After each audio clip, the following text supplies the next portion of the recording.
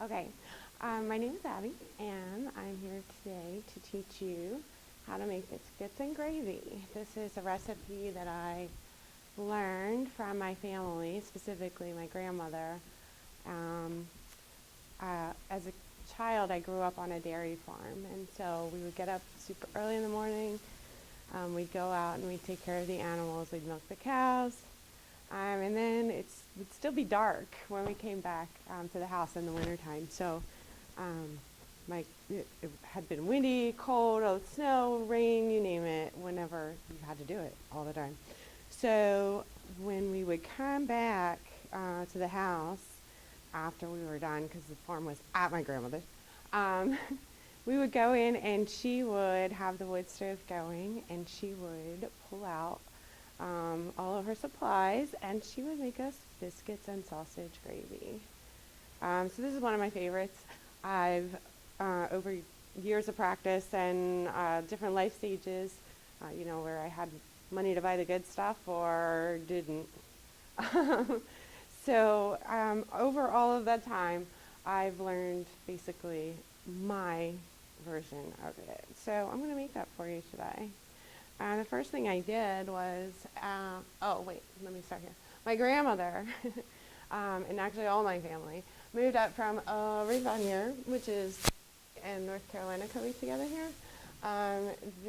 It was known as the Tennessee River Valley, and it was around the time of the Depression when they moved up here because we were poor to begin with. So they actually came up here to pick mushrooms because there was work here.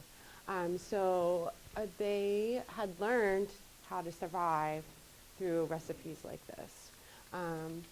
So I use Jimmy Dean sausage, and I use the hot stuff. I find that it has a better flavor. The spices are all figured out, and it's always available. So I can go anywhere and find it no matter where I am. So I open the sausage at home. I put it in there, in this thing. I usually don't use this thing, but I brought it for school. I usually use a cast iron skillet. So I went through the whole deal where I put it in the pan, and I crushed it up with this super fancy crusher thing that I really like. You could do it though with a wooden spoon even, like no big deal. So there it is, all crushed out. And then I'm browning it. I switched over to my wooden spoon after I had it done as far as brown is concerned. Okay, so that's what I have here now is basically it's just browned sausage. And so it's good and warm again. I was worried about how long that would take. So this is a pretty versatile recipe. Basically, for any gravy, you just need some sort of fat and some sort of binding or thickening agent, and then liquid. So in this, we use the sausage with the fat. I didn't drain this because if I did, I would lose a bunch of the fat. And I also, next thing I will do is put in a stick of butter. I use Keller's butter. I know there's better butter out there for this. Butter's crazy because it varies. You can have different moisture levels, you can have different milk fat levels, and also like milk solids in there. So it all makes a difference. This is probably not the best butter, but it's, again, one of those things I can find everywhere, and it's not Walmart. Believe it or not, the cheaper brands usually don't do as well as far as melding and making the different textures that you need and everything, at least in this particular recipe. It can be done, and I have, but I just prefer it this way at this point in my life. So once this butter melts, the next thing I'll need to do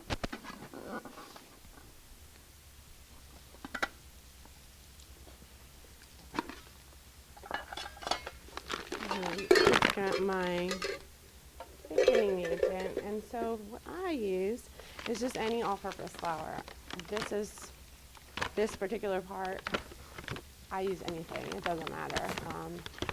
It doesn't make a difference to me. You could also use cornstarch, but I prefer the flour, just because of the way cornstarch thickens and the way flour thickens. It's like, to me, it's like a completely different story. So once the butter is melted, which is not quite yet, but it will, you sprinkle in the flour. And so this is a half a cup.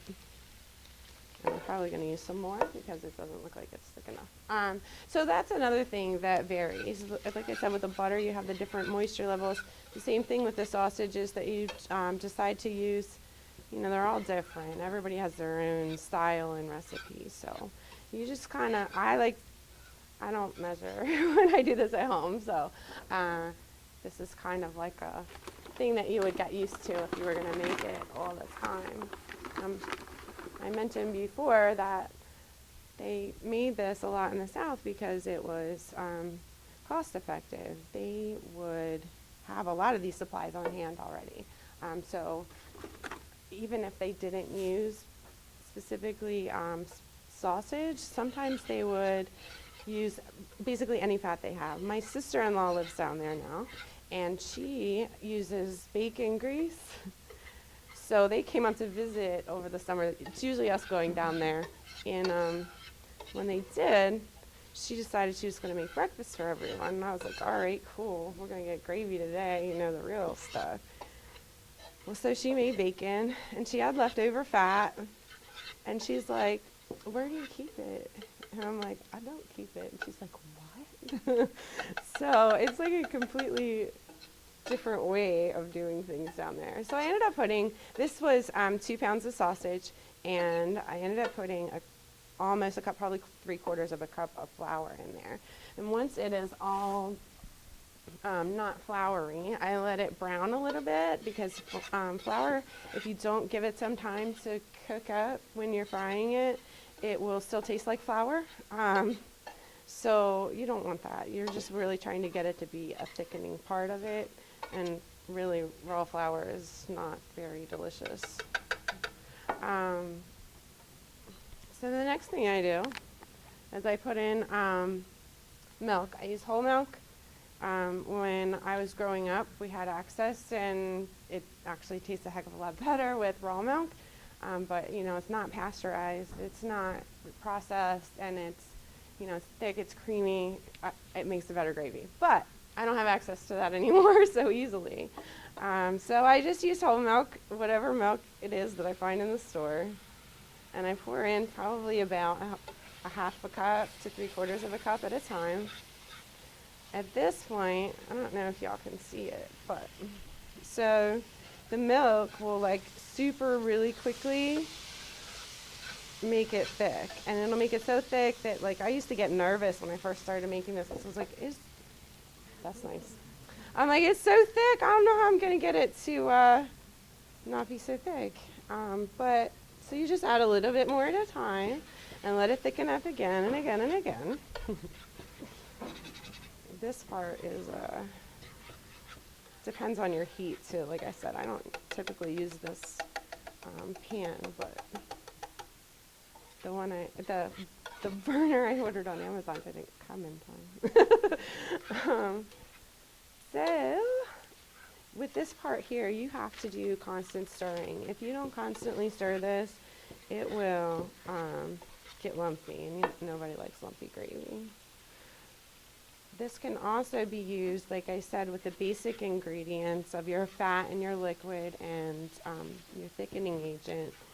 You can pretty much do this with any kind of gravy, meat gravy that you wanted to make. So, like I said, with my sister-in-law, she does bacon, but you could also do this with the drippings from your turkey from Thanksgiving.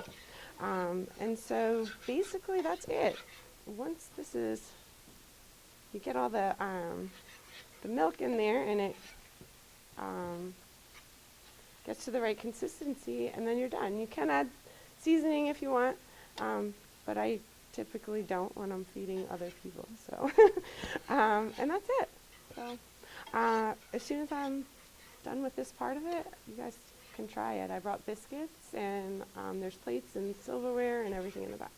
So, thank you.